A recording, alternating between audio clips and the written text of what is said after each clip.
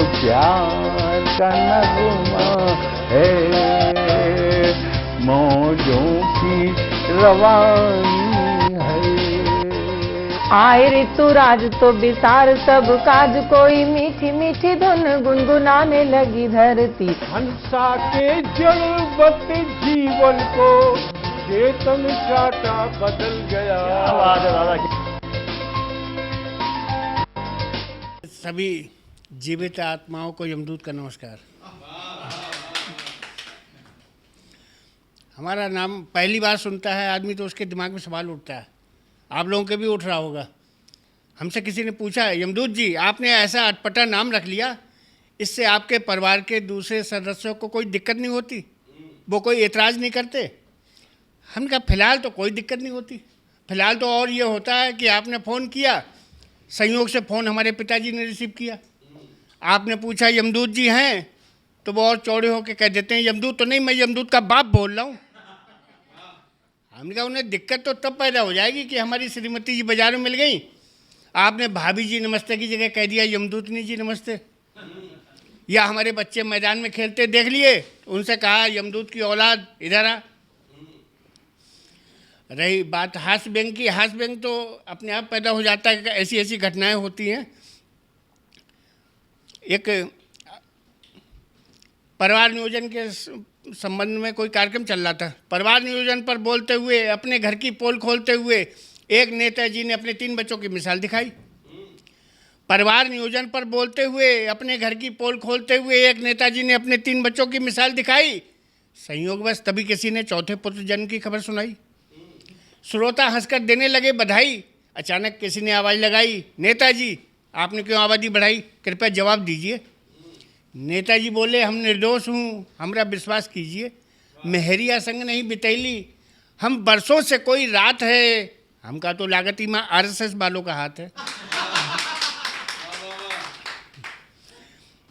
एक मुहावरा, बहुत घिसा पिटा मुहावरा है, अकल बड़ी की भैंस, उसकी तर्ज पे मैंने कविता का शीर्षक रखा है नेता बढ़ाया भैंस। एक बार एक नेताजी अपनी पत्नी पर बिगड़ने लगे, उसे काली कलूटी भैंस जैसी कहकर अपमानित करने लगे। उधर आंगन में बंधी भैंस सह नहीं पाई बात, सो चलाने लगी खूंटे पर लात। अगले ही पल कमरे में जा पहुंची, उखाड़ कर खूंटा। नेताजी से बोली, आपका कथन बिल्कुल झूठा, आप समझते हैं मैं आपसे गिरी हुई हूँ, आप भी दिखाएं छोड़कर कुर्सी, जैसे मैं खूंटे से फ्री हुई हूँ। बिकने को तो मेरी तरह आप भी बिक जाते हैं, बिकने को तो मेरी तरह आप भी बिक जाते हैं, परंतु भाषण मेरा दूध पीकर ही दे पाते हैं। आपके भाषण से होती नहीं आवश्यकताओं की पूर्ति, आपके भाषण से होती नहीं आवश्यकताओं की पूर्ति, परंतु मेरे दूध से मिलती ताजगी और स्फूर्ति। भैंस को बराबरी करते देख नेताजी की अकल चकराई, बोले लगता गंगा तू ही बहा के लाई, नहीं पीऊँगा दूध तो क्या भाषण नहीं दे पाऊँगा, हाँ तुझे निकाल के घर से जंगल की घास जरूर खिलवाऊँगा। भैंस बोली, हे श्रीमान मैं घास खाऊंगी फिर भी नहीं होगा मेरा अपमान, परंतु आप जो खाते हैं जनता की गाली, उसका कुछ कर लीजिए ध्यान। सुनते ही नेताजी को आ गया क्रोध, सामने कौन है रहा नहीं बोध, मार दिया मुक्का संसद की मेज समझकर। भैंस ने भी पटक दिया सींगों से उठाकर। फिर तो नेताजी महीनों तक बिस्तर पर पड़े पड़े चिल्लाते रहे और लोग उन्हें दवाई के साथ उसी भैंस का दूध पिलाते रहे।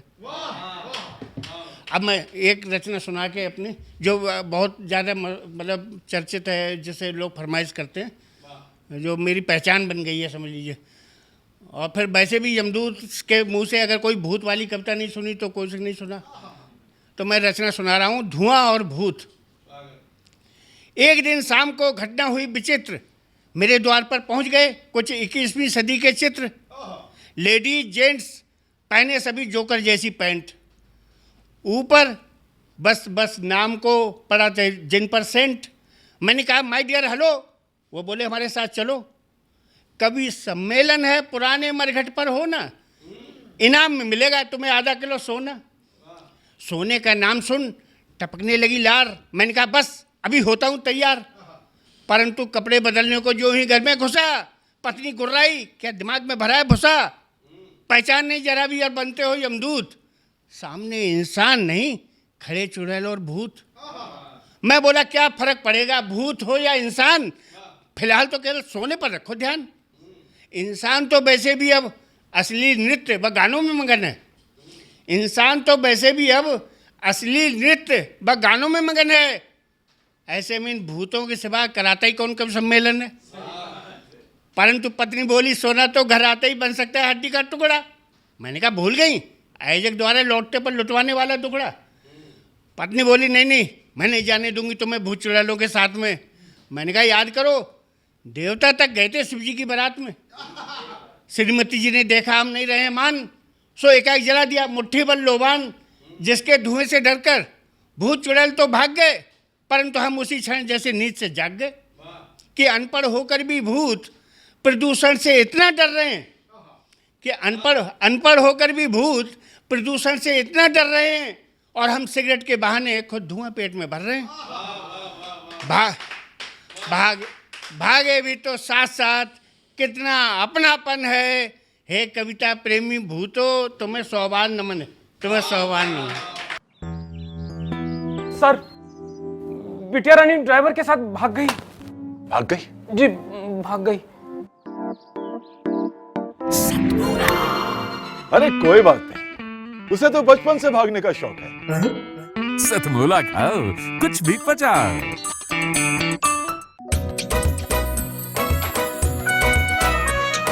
हर पल मस्ती और रंगीन विद सतमोला नमकीन, इससे बेटर है नथिंग। सतमोला नमकीन डिफरेंट टेस्ट है बेमिसाल, पनीर भुजिया भी कमाल, इसके टेस्ट के सब शौकीन। हाँ सतमोला नमकीन, सतमोला स्वीट्स एंड नमकीन, इससे बेटर है नथिंग। हाँ सतमोला नमकीन। सीएम साहब, हमारे 30 विधायक अपोजिशन पार्टी में चले गए। अब आप सीएम नहीं रहे।